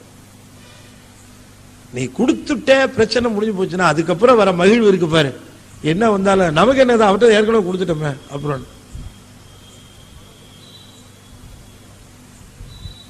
2 பேரு வழி போக வந்துட்டு இருந்தாங்க. 2 பேரும் வந்துகிட்டு இருந்தாங்க. வந்துகிட்டு இருக்கிற போது 2 பேரும் ரொம்ப நண்பர்கள். இவர் அவர்கிட்ட 5000 ரூபாய் பணம் வாங்கியிருந்தார். வாங்கிட்டு இருந்தவரை கூட்டிட்டு போயிருக்கார். எனக்கு ஒரு இடத்துல பணம் வர வேண்டியிருக்கேன், நீ வாயா 2 பேருமா போய் பணத்தை வாங்கிட்டு திரும்பி வரலாம், உனக்கு தான் தர வேண்டியிருக்கேன்னுட்டு. சரின்னு இவரும் கூட போனார். அந்த இடத்துல பணம் இவர்கிட்ட கொடுத்துட்டாங்க. அதை வாங்கிக்கிட்டார். வாங்கிட்டு 2 பேரும் வந்துட்டு இருந்தாங்க. வருகிற பொழுதே வர வழியிலேயே இவர்கிட்ட என்ன பண்ணார், ஐயா இந்தாங்க ஐயா பணம், உங்கள்கிட்ட நீங்கள் வாங்கின பணம் அங்கேயே கொடுங்கன்னு நினச்சேன், இந்தாங்க அப்படின்னு கொடுத்தார். அவரும் வாங்கிக்கிட்டார். ரொம்ப சந்தோஷம். ஒரு ஒரு ஒரு 1/2 மைல் வந்திருக்க மாட்டாங்க, ஒரு திருட்டு வந்துட்டான், துப்பாக்கியை காட்டினான், இருக்கிற படத்தில் கழட்டி விடான்னா. 2 பேரும் ஒன்றும் பண்ண முடியல. இவர் என்ன பண்ணார், கையில் இருந்த 5000 கொடுத்துட்டார். இவருக்கு மனசெல்லாம் சந்தோஷம். நல்ல வேளை 1/2 மணி நேரத்துக்கு முன்னாடி இவன்கிட்ட கொடுத்தேன். 1/2 மணி நேரத்துக்கு முன்னாடி இவங்கிட்ட கொடுத்தேன். பிரச்சனையே இல்லை. இப்ப துப்பாக்கிய கையை என்ன தூக்குறது, காலையும் சேர்த்தே தூக்குற ஐயா நான், என்கிட்ட ஒண்ணுமே இல்லையா. பிரச்சனை அவர்கிட்ட கொடுத்தாச்சு, இதுவே அவர் பாடு, கடல் தீர்ந்துருச்சு. இப்ப திருடனை கண்டி இவர் பயப்படுவாரா? பயப்பட மாட்டார். யார் ஒருவர் தம்முடைய பிரச்சனைகளை சிவபெருமானிடம் ஒப்படைக்கிறார்களோ அவர்கள் வினைகளினுடைய பயனை கண்டு அஞ்சுவதில்லை. இந்த நீ வச்சுக்க, ஓ எல்லாத்தையும், எனக்கு ஒன்றும் சமாதானம் கிடையாது, இதெல்லாம் என்னோடது தான், நீ தான் கொடுத்த, எல்லாத்தையும் நீயே வச்சுக்க அப்படின்னு யார் ஒரு ஒப்படைக்கிறார்களோ அது வந்தது வரட்டும், வராது போட்டு போகையா அப்படின்னு போய்கொண்டே இருப்பார். அதை சொல்லுகிறார், மகிழ்வு எய்திய பின். அப்ப வருது பாருங்க, அதுதான் உண்மையான மகிழ்வுன்னார். நீ அதுக்கு முன்னாலே சில்லறையா அடையிறதெல்லாம் மகிழ்வு இல்லையா, இதுதான் உண்மையான மகிழ்வு. எய்திய பின் நேசமும் ஆமேன்னார். அப்ப வருவதுதான் உண்மையான அன்பு சிவத்தின் பேர்ல. சிவத்தின் பேர்ல எப்பொழுது உண்மையான அன்பு விளையும்னா எல்லாவற்றையும் அவர்கிட்டயே ஒப்படைச்ச பிறகு தான். டோட்டலா இந்த அடியே வச்சுக்கோ அப்படின்னு கொடுத்ததுக்கு அப்புறம் அதற்காக நாம் முயற்சி செய்யாமல் இருந்து விடக்கூடாது. ரொம்ப நுட்பமா தெரிந்து கொள்ள வேண்டும். இங்கதான் ரொம்ப ரொம்ப மெல்லிய இழை போல இருக்கிறது. முயற்சியை விட்டுறக்கூடாது. எல்லாம் அவரே பார்த்துக்குவார்னு நாம பாட்டுக்கு கொடுத்த உடம்ப வச்சு சோம்பி தெரியக்கூடாது. அதெல்லாம் பொருள். நமக்காக என்ன கடமையை கொடுத்திருக்காரோ அதை செய்யணும். இதை நான் செய்வேன், நீ தான் எனக்கு கொடுத்திருக்கிற, இந்த வேலையை கொடுத்திருக்க, அவ்வளவுதானே, நான் செஞ்சிடறேன், ஆனா எல்லாத்தையும் நீ பாத்துக்க, அவ்வளவுதான். இது கொடுத்திருக்க, நான் செய்யறேன், நான் மாட்டேன்னு சொல்லல. எனக்குன்னு ஒரு குடும்பம் கொடுத்த, எனக்குன்னு மனைவி கொடுத்திருக்க, என்ன நம்பி 2 குழந்தைகளை கொடுத்திருக்கிறேன். அது 2யும் என் குழந்தைங்க, இந்த 2 ஜீவனையும் என்கிட்ட கொடுத்திருக்கிறேன். இதுங்களை நான் போற்றி பாதுகாத்து இதுங்களை ஒரு ஸ்டேஜ் வரைக்கும் கொண்டாட வேண்டியது என் வேலைன்னு சொல்லியிருக்கேன். நான் செய்யறேன், அந்த டியூட்டில செய்யறேன். ஆனா அதுக்கு அத்தனையும் அந்த பொறுப்புகளை எல்லாம் நான் செய்யறதுக்கு உங்ககிட்ட வருகின்ற விளைவுகள் அத்தனையும் ஒன்றை ஒப்படைக்கிறேன். நான் எதுவா இருந்தாலும் என்னுடைய உடம்பு பிரயத்தனத்துல தான் நான் செய்வேன், மித்ததெல்லாம் உன்னுடையது. நான் ஒரு பேனா மாதிரி, நீ இங்கு ஊத்த ஊத்த எழுதிக்கிட்டே இருப்பேன், நீ என்ன எழுதுறியோ அதைத்தான் நான் எழுதுவேன், அவ்வளவுதான் என்கிற முறையிலே முயற்சியை சிறிதும் கைவிடாது. அதான் ரொம்ப முக்கியம். முயற்சியை என்னைக்கு நாம விடக்கூடாது, முயற்சியை என்றுமே கைவிடக்கூடாது. முயற்சியினுடைய அதனுடைய பயன் என்னைக்குமே பொருளின் மீது ஆசை மிகக்கூடாது. பொருளின் மீது ஆசை மிகக்கூடாது. நமக்கு பொருளின் மீது ஆசை மிகக்கூடாதுன்னு ஏன்னா அதுதான் ரொம்ப முக்கியம். ஏன்னு கேட்டீங்கன்னா, நாம் எப்ப அவரிடம் நம்ம ஒப்படைக்கிறோமோ அப்பத்தான் பொருள் அதிகமா வரும், அப்பதான் பொருள் அதிகமா வரும். ஆனா அதனாலே பொருளின் மீது பற்றோ ஆசையோ மிகக்கூடாது. அவ இதையும் கொடுத்திருக்கார், அது கொடுத்தா வருது என்று எண்ணுகிற மனப்பாங்கு. தந்த செல்வம் சிவன் தர வந்தது என்று எண்ணு, பட்னத்தார் சொல்றார். சிவன் தர வந்தது என்று எண்ணு. அப்பர் சுவாமி சொன்னார் இல்லையா,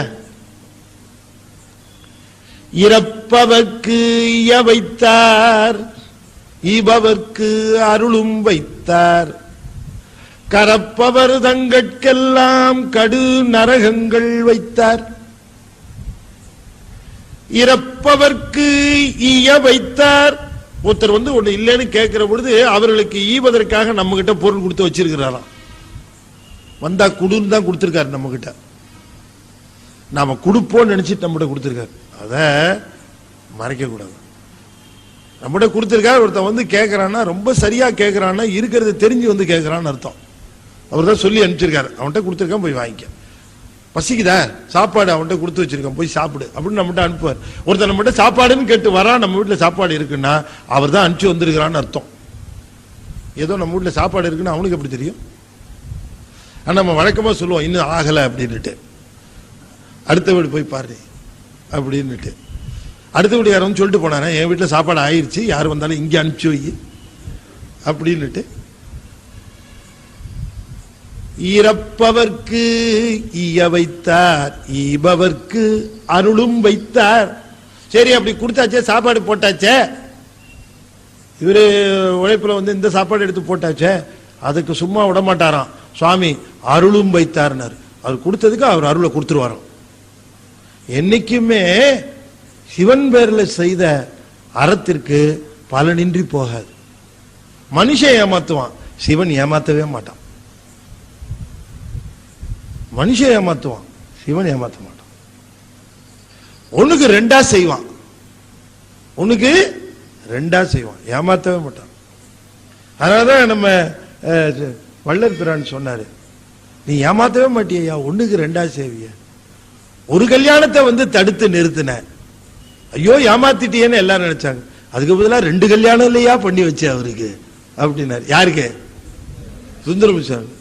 அதுக்காக யாரும் இளைஞர்கள் தயவு செய்து சிவபெருமான் வந்து நம்ம கல்யாணத்தை தடுத்து நிறுத்த மாட்டாரான்னு எதிர்பார்க்க வேண்டாம் இல்லையா? அது சொல்றாரு நம்முடைய வள்ளல் பெருமான். இது தெரிஞ்சிருந்தா என் கல்யாணத்துல நீ வந்து தடுக்கிறதுக்கு நான் ஒத்துட்டு இருப்பேன் அப்படிங்கிறார். நீ வந்து தடுக்கிறதா இருந்தா நான் ஒத்துக்கு வைக்கிறேன்.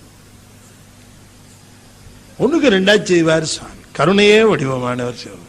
என்னங்க இந்த பொருள் சமாதாரம்லாம் அவருக்கு ஒரு பொருட்டாங்க.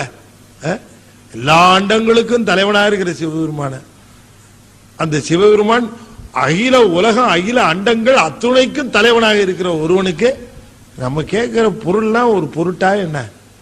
இது தருவாரா மாட்டாரா நமக்கு ஐயா வரலாமா? அப்படி அது சொல்லுகிறார். பேசி பிதற்றுமின், பேசி பிதற்றுமின், பிதற்றுமின் மகிழ்வு எய்திய பின், நல்ல அந்த பெரும் மகிழ்வு வந்து சேரும். அந்த மகிழ்வு வந்து செய்தி சேர்ந்த பிறகு நேசமும் ஆகுமே, நிகழொழியாய் நின்ற பின், அதுக்கப்புறம் ஒரு நிகழ் ஒளியாக அது தோன்றும். இந்த அன்பு பிறகு ஒளிமயமாக ஆகும். இந்த ஒளிமயமாக நிற்கிற அந்த நிலையிலிருந்து அடுத்ததா சொன்னார், வாசமலர் கந்தம் என மண்ணி நின்றானே. இப்ப சொல்லுகிறார், இந்த படிநிலையை சொல்லுகிறார் பாருங்க. ஈசன் அருள், இறப்பு பிறப்பு, பிறப்பு இறப்பு. ஈசன் அருள், பிறப்பு இறப்பு ரெண்டதான் சொன்னார். ஈசன் அருளும் பிறப்பு இறப்பையும் பேசி பிதற்றுமின் மகிழ் எய்திய பின் வாசமும் ஆகுமே, நேசமும் ஆகுமே. சரி, நேசம் ஆகும். இந்த நேசமான பிறகு என்ன ஆகுமா? நிகழ் ஒளியாய் நின்ற பின்னர் அன்பு பெருக பெருக பெருக உள்ளே இருக்கிற அந்த ஒளி தெரிய ஆரம்பிக்கும். இந்த ஒளி தெரிய ஆரம்பிக்கிறது தான் முதல் நிலை. அதுக்கப்புறம் என்ன ஆகுனாரு? வாசமலர் கந்தம் மண்ணி நின்றானே. வாசமலர் கந்தம் போல் அப்படின்னு அந்த ஒரு இடத்துல போல் அப்படிங்கிற சொல்ல நாம வரவழைச்சுக்கணும். வாசமலர் கந்தம் போல், நம்ம திருவாசகத்திலையும் சொல்லுவார், அதிசயப்பத்துன்னு நினைக்கிறேன். உற்ற ஆக்கையின் ஒரு பொருள் நறுமலர் எழுதரு நாற்றம் போல் பற்றலாவதோர் நிலையிலா பரம்பொருள். திருவாசகத்துல இந்த அதிசயப்பத்தில் சொல்லுவார், உற்ற ஆக்கையின் ஒரு பொருள் நறுமலர் எழுதரு நாற்றம் போல். இந்த உடம்புக்குள்ள சிவம் இருக்கான், உடம்புக்குள்ள சிவம் இருக்கிறது. உற்ற ஆக்கையின் ஒரு பொருள், இந்த உடம்புக்குள்ளே இருக்கிற ஒரு பொருள் உள்ளே இருக்கிறது, அந்த மெய்ப்பொருள். ஏன் தெரியல அப்படின்னார். இப்ப தெரியலையேன்னார். உடம்புல இருக்குன்னு சொல்லுகிறீங்களே, சிவம் இருக்குன்னு சொல்றீங்களே, தெரியலையேன்னார். இந்த பூ இருக்கு இல்லையா, இந்த பூவு, இந்த பூவுல இப்ப எப்படி இருக்கு, மொட்டா இருக்கு. இது கொஞ்சம் மலர்ந்து கொஞ்சம் அப்படி இதழ்கள்லாம் விரிந்த உடனே என்ன வரும், வாசனை வரும். சரி, இது மொட்டா இருக்கும் போது வள்ளியே, அது எங்க இருந்தது, உள்ளேயே இருந்தது. அப்ப ஏன் தெரியல, அது அந்த மொட்டா இருந்தது அதனால தெரியல. இப்ப ஏன் தெரியுது, இப்ப இது மலர் ஆயிடுச்சு அதனால தெரியுது. அது போல தான்ப்பா உள்ள இருக்குது சிவம்ங்கிறது, அது நீ இப்ப பக்குவம் இல்லாம மொட்டா இருக்கிற அதனால தெரியல. நீ எப்பொழுது பக்குவம் உற்று மலராக விரிகிறாயோ அப்பொழுது அது மனம் வீசி தன்னை தெரிவிக்கும்பா அப்படின்னார் இல்லையா. உற்ற ஆக்கையின் உருப்பொருள் நறுமலர் எழுதரு நாற்றம் போல்னர்.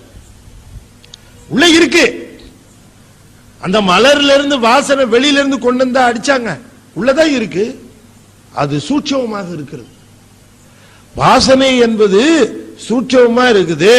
பக்குவம் படுகிற காலத்தில் தூலமாக வெளிப்படும், வாசனையா வெளிப்படும். சிவமனம் கமழும். பக்குவம் வருகிற பொழுதுதான் அது நம்மிடம் வெளிப்பட்டு நமக்கு தெளிவாகும். அதை சொல்லுகிறார். அப்ப எப்ப தெளிவாகும், பக்குவத்தினாலே விளைவது. பக்குவத்திற்கு முன்பாக அது இருப்பது தெரியாது. எப்ப பக்குவப்படுகிறது என்று சொன்னால் அறிந்த பொருள் கேள்வி கேட்டு அமைகின்ற பொழுதுதான்.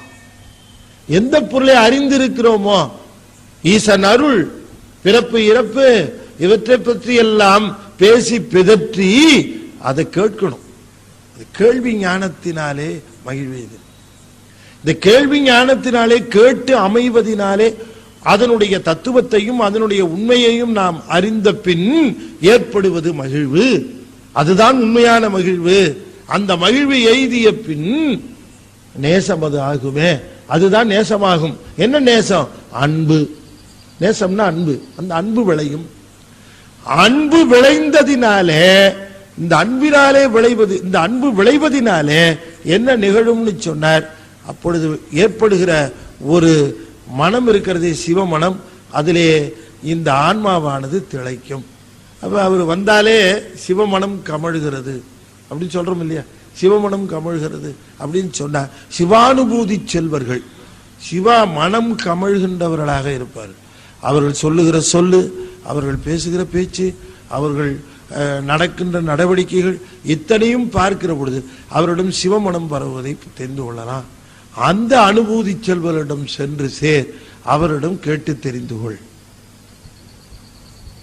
அப்ப சிவஞானியை, சிவானுபூதி செல்வரை, சிவமனம் கமழ நிற்கின்றவர்களை அணுக அடைந்து கேட்டல் வேண்டும்.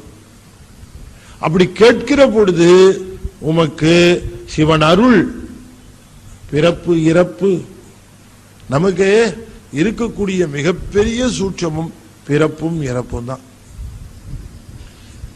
பிறப்பு இறப்பு, பிறப்புக்கும் இறப்புக்கும் இடையில நமக்கு அநேகமா எந்த சந்தேகமும் இல்லை. இந்த பிறப்புக்கு முன்னாடியும் இறப்புக்கு அப்புறமும் எந்த தெளிவும் இல்லை. பிறப்புக்கும் இறப்புக்கும் நடுவில் எந்த சந்தேகமும் இல்லை. சந்தேகம் இல்லைன்னா என்ன அர்த்தம்னு கேட்டா, பிறப்புக்கு முன்னாலே இருக்கிற சந்தேகமும் பிறப்புக்கு பின்னால் இருக்கிற சந்தேகம் தான். இறப்புக்கு பொண்ணு சந்தேகம் கிடையாது. என்ன சந்தேகம், தனியா நான் யாருன்னா கரெக்டா பதில் சொல்லுவோம். எங்க இருந்து வந்தீங்கன்னாலும் ரொம்ப தெளிவா சொல்லுவோம். எல்லாத்தையும் சொல்லுவோம். நான் யாரு சார், என்ன சமாச்சாரம் அப்படின்னு சொல்லுவோம். நீங்க என்ன படிச்சிருக்கீங்க, என்ன உங்களுக்கு தெரியும் அப்படின்னு கேட்டா எல்லாத்தையும் சொல்லிட்டு இருப்போம் தெளிவா. சார் உங்க டேட் ஆஃப் பர்த் என்ன சார், 55-1950 சார். ஓ வெரி குட். அதுக்கு முன்னால சார், அப்பதான் நின்னுடும் வண்டி. என்ன அதுக்கு முன்னால என்ன கேட்குறீங்க, இல்லை அதுக்கு முன்னாடி எங்க இருந்தீங்க, இது ரொம்ப தெளிவா ஏன் தெரியணுமா, ரொம்ப அவசியமா. எங்க அம்மாட்ட இருந்தையா, இல்லைங்க அதுக்கும் 10 மாசத்துக்கு முன்னாடி அப்படின்னா ஒன்னும் ஆன்சர் இல்லையே, பதில் இல்லையே. நமக்கு இப்ப அதை பத்தி சிந்திக்கிறதுக்கெல்லாம் நேரம் இல்லை சார். இப்ப இருக்கிற பிரச்சனையே பெரும் பிரச்சனையா இருக்கு, அதையெல்லாம் ஏன் சிந்திப்பானே அப்படின்னு சொல்லி தப்பிக்கலாம். சரிங்க சார், இப்ப இறப்புன்னு சொல்லுகிறீர்களா, இறப்பு வந்ததுக்கு அப்புறம் எங்க போவோம், என்ன சமாச்சாரம், அதுவும் தெரியல. பிறப்பும் இறப்பும் இடையிலே நிகழ்கின்ற செய்திகள்ல மூழ்கி கிடக்கிற நாம் பிறப்பையும் இறப்பையும் பற்றி சிந்திக்காமல் இருக்கிறோம். விலங்குகளும் அப்படித்தான், பறவைகளும் அப்படித்தான். இவைகளும் பிறப்பு இறப்புக்கு இடையிலே மட்டும்தான் வாழ்கின்றன. அதனாலதான் இறப்புக்கு பிறகும் வாழ்கின்றவர்கள் எத்தனையோ பேர். ஏன் அப்படின்னு கேட்டா, அவர்கள் இறப்பையும் பிறப்பையும் அறிந்தவர்கள். நம்ம இறப்பையும் பிறப்பையும் தவிர மற்றவற்றை எல்லாம் அறிந்தவர்கள். இந்த இறப்பும் பிறப்பும் அறிந்து கொள்ள வேண்டுவது ஏன் அப்படின்னு சொன்னா, அதை அறிந்து கொள்வதற்காகத்தான் நமக்கு ஆறாவது அறிவு கொடுத்தார். இறை தேடுவதற்கோ, பொருள் தேடுவதற்கோ, பொருளை சேர்த்து வைப்பதற்கோ இதுக்கெல்லாம் ஆறாவது அறிவு இல்லை. ஆறாவது அறிவு எதற்காக கொடுத்தார் என்று சொன்னால், ஏன் பிறப்பு வருகிறது, ஏன் இறப்பு வருகிறது, நமக்கு இறைவனுக்கு என்ன தொடர்பு, இறைவன் ஒருவன் இருக்கிறானா, இருந்தால் ஏன் இத்தனை துன்பம் நமக்கு நிகழ்கிறது, ஏன் மற்றவர்களுக்கு இத்தனை துன்பம் நிகழ்கிறது, எங்கே என்ன சிக்கல் என்பதை பற்றியெல்லாம் நாம் சிந்திக்க வேண்டும் என்பதுதான் நோக்கம். அதாவது ரொம்ப பேர் என்ன கேள்வி கேட்கிறாங்கன்னா, சார் இங்க 20 பேர் செத்தானே சார், அங்க 10 பேர் சாகுறாங்களே, இதெல்லாம் கடவுள் இருந்தா நடக்குமா அப்படின்னு கேட்கிறாங்க. இது கேட்கிறாங்க. ஒருத்தர் கேட்டார், சுனாமியில இத்தனை பேர் செத்தாங்களே, அவர் ரொம்ப பெரிய சமுதாயத்தில் மிகப்பெரிய ஒரு நிலையில் இருக்கிறவர், அந்தஸ்துல இருக்கிறவர். அவர் கேட்கிறார், கடவுள் இருந்தா இத்தனை பேர் சுனாமியில இறந்திருப்பார்களா அப்படின்னு கேட்கிறார். இத்தனை பேர் இறந்து போனார்களே, கடவுள் தடுத்திருக்க வேண்டியதானே அப்படின்னு கேட்கிறார். நான் ஒரு கேள்வி கேட்கிறேன், நான் அவங்க இறந்ததுல அத்தனை பேரும் என் மேல எனக்கு உண்மையிலேயே எனக்கு என்னுடைய சகோதரர்கள் தான் அதுல தவறு, அத்தனை பேரும் எனக்கு உண்மையிலேயே மன வருத்தம் உண்டு. ஆனா நான் கேட்கிறேன் ஒரு கேள்வி, அதுக்கு இறைவன் பொறுப்பா? இறைவன் ஒருவன் இருந்தா இது நடந்திருக்குமான்னு கேட்கிறியே. ஒரு தடவை மீன் பிடிக்க போனா ஒரு வலைய வீசினா 500 மீன் 1000 மீனை பிடிச்சிட்டு வருகிறார்கள், அதை விற்கிறார்கள், அதை உண்கிறார்கள், அதுல பொருள் ஈட்டுகிறார்கள், வாழ்க்கையை நடத்துகிறார்கள், ஒத்துக்கிறார். திடீர்னு ஒரு மிஷினை கண்டுபிடிச்சான், ஒரு கப்பலை கண்டுபிடிச்சான், அது போய் வலைய வீசினா ஒரே சமயத்துல 5 டன் மீனை பிடிக்குமா. எத்தனை? 5 டன் மீன். 5 டன் மீனையும் பிடிச்சி கொண்டு கரை மேல போடுறது, அந்த 5 டன் மீனையும் ஒட்டுமொத்தமா அந்த உயிர்களை கொண்டான. அப்போ கடவுள் எங்கன்னு ஒருத்தருமே கேட்கல. அவைகள் உயிர்கள் இல்லையா? அவங்களும் உயிர்கள் தானே. அந்த உயிர்களை நாள்தோறும் எத்தனை எத்தனை ஆடுகள், எத்தனை மாடுகள் வெட்டப்படுகின்றன. ஏன் உயிர் இல்லையா அதெல்லாம்? அப்பெல்லாம் ஒருத்தரும் கேட்கிற கடவுள் இல்லையான்ட்டு எனக்கு புரியவே இல்லை. உயிர்ல எங்க வேறுபாடு வருகிறது எனக்கு புரியல. ஒரு பசு நாம் துன்புறுத்தோம்னா அது துன்பம் அனுபவிக்கிறது, அது துன்பம் இல்லையா? என்ன ஒரு கம்பியில் எடுத்து குத்துனா எனக்கு என்ன வலி உண்டோ அதே வலி ஒரு பசுவை அல்லது ஒரு காளமாட்டை அல்லது ஒரு நாயை ஒரு கம்பியில குத்துனா வலிக்குமா வலிக்காதா? வலி ஒன்னா வேற வேறையா? இல்ல சார் நமக்கு அதிகமா வலிக்கும் சார், அதுக்கு வலிக்கவே வலிக்காது சார் அப்படின்னு ஏதாவது உண்டா? இல்லையே. உடல் என்கிற ஒன்றிலே துன்பம் என்பதை எல்லாத்தையும் ஒன்னா தானே படைச்சிருக்கிறார். ஏன் மற்ற உயிர்கள் மேல நம்ம கருணை பாராட்ட மாட்டேங்கிறோம், மற்ற உயிர்கள் மேல கருணை வைக்க மாட்டேங்கிறோம் அப்படிங்கறத நாம சிந்திச்சு பார்க்கணுமா இல்லையா? எங்கேயோ ஏதோ ஒரு செக் பாயிண்ட் வைக்கிறார் அப்படின்னு தான் எனக்கு தோணுது. ஏன் அதை அப்படி செய்தார் அப்படின்னு சொன்னா, எங்கேயோ ஒரு செக் பாயிண்ட் வைக்கிறார் திரும்ப. இப்ப ஒழுங்கா அமைதியா இருந்த கடல் இப்ப அமைதியா இருக்க மாட்டேங்குது. அடிக்கடி உள் வாங்குதுங்கிறான், பின் வாங்குதுங்கிறான், முன் வாங்குதுங்கிறான். அதுக்கு என்னவோ டான்ஸ் காட்டிக்கிட்டே இருக்குது. அது இது அங்க பின் வாங்குதுங்கிறான், இங்க உள் வாங்குதுங்கிறான். இல்லைங்களா? என்ன ஒரு ஜடம் தானே அது. உள் வாங்குது பின் வாங்குது, என்னவோ ஒரு டிஸ்டர்பன்ஸ் வந்திருக்குது. ஏன் வந்தது அப்படிங்கறத நாம சிந்திச்சு பார்க்கணும். இல்லைங்களா? கடவுளை எதுக்கு எடுத்தாலுமா குத்தம் சொல்லிட்டு மித்ததெல்லாம் நான் செய்வேன் இஷ்டத்துக்கு, ஆனா செத்து போனா மட்டும் நான் கடவுள் இருக்கிறாரா, இருந்தால் இது ஏன் நிகழும்? அதாவது உயிர்கள் உடலை எடுப்பதும் உடலை விடுவதும் என்பது கடவுளை பொறுத்த வரைக்கும். ஒரு ஆஸ்பத்திரிக்கு போனா ஒருத்தருக்கு அடிபட்டுடுச்சு, நீங்க சொந்தக்காரங்களை கூட்டு போனீங்கன்னு வச்சுக்கீங்களேன் ஒரு ஆஸ்பத்திரிக்கு, அப்படியே அவருக்கு ரத்தம் ஒழுகுது, அவரு தவிக்கிறார், அது மூச்சு விட முடியலங்கிறார். அவரை கூட்டிட்டு நீங்க ஒரு ஹாஸ்பிட்டல் போனீங்கன்னா உடனே அட்மிட் பண்ணுவான்னு நினைக்கிறீங்க? அந்த நர்ஸோ அல்லது அந்த டாக்டரோ அவர் எப்படி பார்ப்பாருன்னு நினைக்கிறீங்க? நமக்குத்தான் இவர் சீரியஸா தெரியும், அவங்களுக்கு அது ரொட்டீன் கேஸ். அவங்களுக்கு அது தினம் இந்த மாதிரி 25 கேஸ் பாக்குறேன். சும்மா அந்த ஓரமா போய் உட்கார, நான் ஷீட் போடுறேன், முதல்ல கேஸ் ஷீட் போடுறேன். இன்னும் கேஸ் ஷீட்டுங்கிற என் தம்பி அவரு இதெல்லாம் தெரியுங்க, போய் உட்கார போ. அப்படியே நீ சத்தம் போட்டேன்னா உனக்கு ஒரு கேஸ் ஷீட் போடணும், பிரஷர் ஏறிக்கிட்டே இருக்கு உனக்கு. போ அப்படி ஓரமா உட்காரு, போடுறோம். எங்களுக்கு தெரியும், சொல்றோம் இல்லையா? நமக்கு தான் சீரியஸா தெரியும். நமக்குத்தான் என்னவோ மனித உயிர் கூட்டம். இறைவன் தினந்தோறும் நூற்றுக்கணக்கான உடல்களை அழிக்கிறான், மீண்டும் உற்பத்தி பண்ணிட்டு இருக்கிறான். அவன் படைக்கிறான், காக்கிறான், ஒடுக்கிறான், மறைக்கிறான், அருளல் செய்து கொண்டிருக்கிறான். அவனுடைய அரசாங்கத்தில் இதெல்லாம் சர்வசாதாரணமாக கோடிக்கணக்கில் நிகழ்ந்து கொண்டிருக்கக்கூடிய ஒரு சமாச்சாரம். அதுல போய் இதுல இது ஏன் இப்படி செஞ்சா, அது ஏன் அப்படி செஞ்சா நம்ம கேள்வி கேட்டுட்டு இருக்க முடியுமா? இறைவனை பார்த்து, அப்பா இப்படி எல்லாம் நடக்கிறதே, இதெல்லாம் மீண்டும் நடக்காதபடிக்கு நீ அருள வேண்டும் என்று நிற்பதுதான் அருளுடைமையாக இருக்குமே தவிர இதை ஒரு கொஸ்டினா வச்சு இறைவன் இருப்பாரான்னு கேள்வி கேட்கறத போல அறிவீனம் உலகத்திலே கிடையாது, மிகப்பெரிய அறிவீனம். ஆகையினாலே நாம் ஒன்று அதான் சொல்லுகிறார், ஈசன் அருளும் பிறப்பு இறப்பையும். திருமந்திரத்தை படிக்கணும், இந்த திருமந்திரத்தை படிக்கணும், ஞான தெளிவு உண்டாகும். ஞான தெளிவு எப்போ உண்டாகும்? ஞானிகளுடைய பாடல்களை படித்து அதை கேட்பது மூலம் தான் ஞான தெளிவு உண்டாகும், இல்லையா? சும்மா நாம கடவுள்னு ஒன்ற கான்செப்ட் நமக்கு, இப்ப கடவுளையும் கோயிலையும் நம்ம எப்படி கான்செப்டா நினைச்சிட்டு இருக்கோம், நம்ம வேணுங்கிறதெல்லாம் கொடுக்கிற ஒரு சூப்பர் மார்க்கெட் மாதிரி நினைச்சிருந்தோம்னா நமக்கு கடைசியில் கொஞ்சம் ஏமாற்றம் தான் கொஞ்சம் மிஞ்சும். வேற மாதிரி அவரை நம்ம அணுகி அந்த பயனை அனுபவிக்கணும். அதைத்தான் நான் கொஞ்ச நாளைக்கு முன்னாடி சொன்னேன். அந்த பயனை அனுபவிக்கிறது, அவர்கிட்ட இருந்து அனுபவிக்க வேண்டிய பயனை வேறு விதமாக ஞானிகள் நமக்கு காட்டி இருக்கிறார்கள். திருமந்திரத்தை சொல்லுகிறார், ஈசன் அருளும் பிறப்பு இறப்பையும் பேசி பிதற்றி மகிழ்வெய்திய பின். நல்லா பேசு, நல்லா தெரிஞ்சுக்கோ, ஈசன் அருளுக்கும் நம்ம பிறப்பு இறப்புக்கும் என்ன கனெக்ஷன், என்ன சம்பந்தம், இதை அறிஞர்கள் வாயிலாக கேட்டு அறிந்து கொள், படிச்சு தெரிஞ்சுக்காத. இன்னும் சொல்ல போன யார்கிட்ட கேட்கணும் தெரியுமா? வல்லார்கள் வாய் வழியாக கேட்கணும். அனுபவஸ்தர்களாக, ஞானிகளாக, உலக நன்மைக்காக இருக்கக்கூடிய ஞானிகள் வாயிலாக கேட்டு தெரிந்து கொள். இறைவனை பற்றி ஏகப்பட்ட சந்தேகங்கள் இருக்கும், இல்லாம இருக்காது. ஆனால் அவற்றை எல்லாம் கேட்டு அறிந்து கொள். கேள்வி என்பது ரொம்ப முக்கியம். ஆன்மீகத்தில் ரொம்ப கேள்வி என்பது ரொம்ப முக்கியம். அதனால நிரம்ப கேட்க வேண்டும். அதுவும் கேட்கறது யார்கிட்ட கேட்கணும்னு சொன்னா, அனுபவஸ்தர்கள், வல்லார்கள். யார்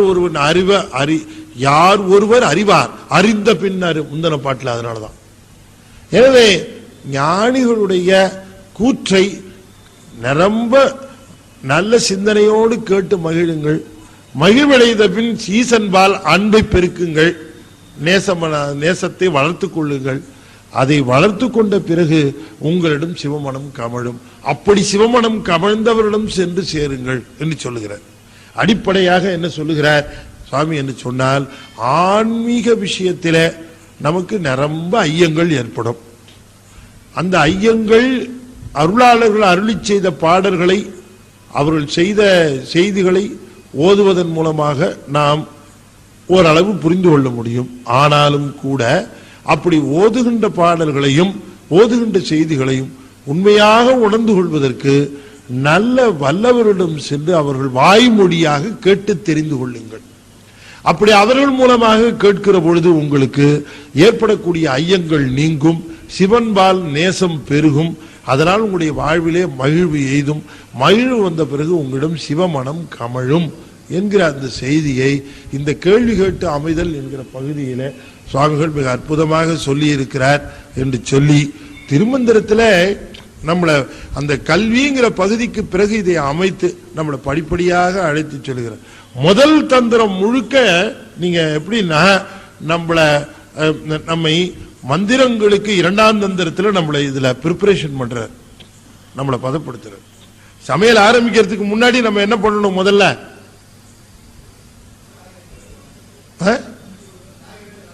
காய்கறி எல்லாம் நறுக்கணும், காய்கறி நறுக்கி வச்சுக்கணும். அதெல்லாம் கேஸ் வேஸ்ட் ஆகாம இருக்கும் இல்லையா? அடுப்புல பாத்திரம் வச்சதுக்கு அப்புறம் காய்கறி நறுக்க ஆரம்பிச்சோம்னா பாத்திரம் சூடாயிடும். காய்கறி நெருக்கி வச்சுக்கணும். சமையல் ஆரம்பிக்கிறதுக்கு முன்னாடி முக்கியமா நாம ஒண்ணு என்ன தெரிஞ்சுக்கிறோம்னா, சமையலுக்கு வேண்டிய பொருள் எல்லாம் இருக்கான்னு பாத்துக்கணும். அப்புறமா கடைக்கு ஓடக்கூடாது இல்லீங்களா?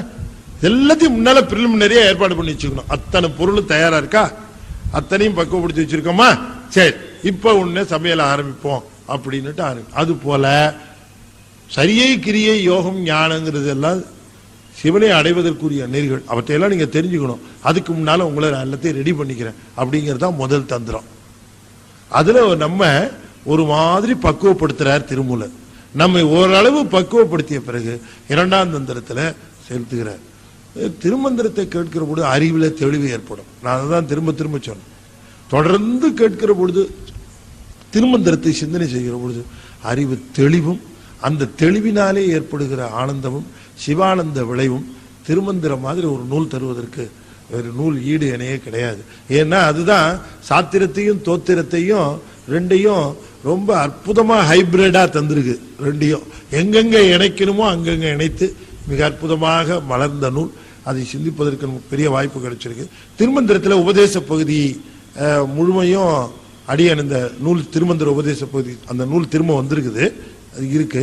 அதே போல திருஞான சம்பந்தருடைய நீரு தரும் பேரு அந்த பாடல் திருநீற்று பதிகம் முழுவதையும் நம்முடைய கலைமாமணி தர்மபுரம் எஸ் ஞானப்பிரகாசம் பாட அடியேன் அதற்கு விளக்கம் சொல்லி இருக்கிறேன்.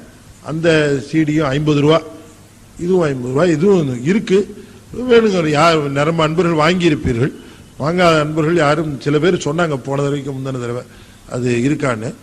வேணுங்கிற அன்பர்கள் அதையும் பெற்றுக்கொள்ளலாம் என்று சொல்லி நிறைவாக ஸ்ரீ பஞ்சாட்சரம். அதுக்கு முன்பாக நாளைய தினம் திரு ஆதிரை மன்றம் இந்த சைவ சித்தாந்த செம்மல் என்கிற அந்த பட்டத்தை முதல்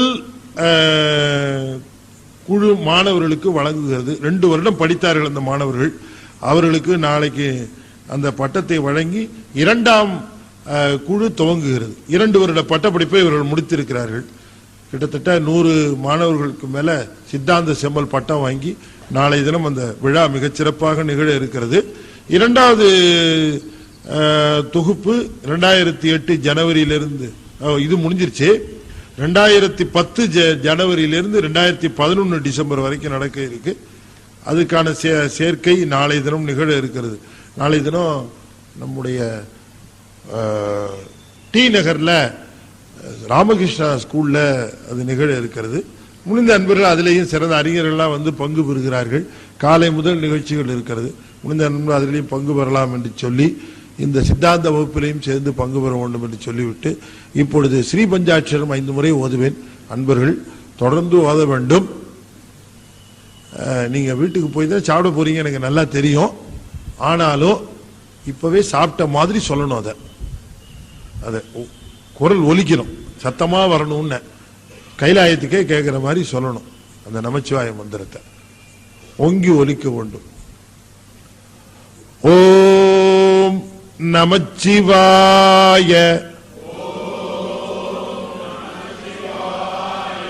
ஓம் நமச்சிவாய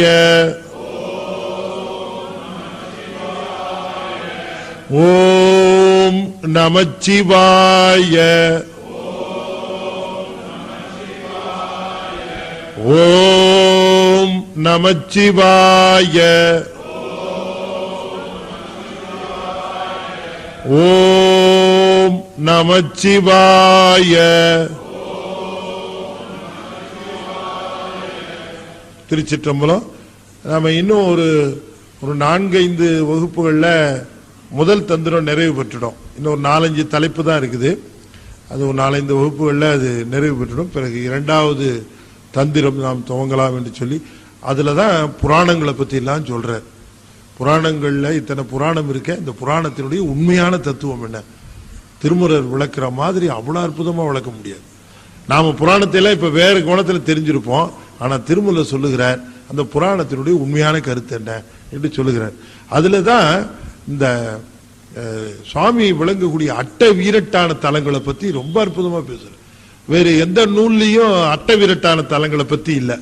சுவாமி தான் திருமந்திரத்துல 2ஆம் தந்திரத்துல அட்டவீரட்டான தலங்களையும் அது சம்பந்தப்பட்ட புராணங்களையும் ரொம்ப தெளிவாக விளக்குகிறார். நாம் இன்னும் 2ஆம் தந்திரம் மிக விரைவில் பார்க்க இருக்கிறோம் என்று சொல்லி இந்த அற்புதமான ஞான வேள்வி இங்கே நிகழ்வதற்கு உறுதுணையாக விளங்கிய நம்முடைய கமல விநாயகர் சத்சங்கத்திற்கும் புரசை திருநெறி கழகத்திற்கும் எல்லா வளமும் நலமும் நம்முடைய ஆடல்வல்லான் தருவான் என்று சொல்லி இந்த ஞான வேள்வியிலே கலந்து கொண்ட உங்கள் அத்தனை பேருக்கும் திருமூலருடைய குருவர்களும் ஆடல்வல்லானுடைய திருவருளும் நிறைந்து விளங்குவதாக என்று சொல்லி மீண்டும் அடுத்த சனிக்கிழமை மிகச் சரியாக இங்கே 7 மணிக்கு நாம் சந்திப்போம், தொடர்ந்து சிந்திப்போம் என்று கூறி விடைபெறுகிறேன். நன்றி, வணக்கம். திருச்சிற்றம்பலம்.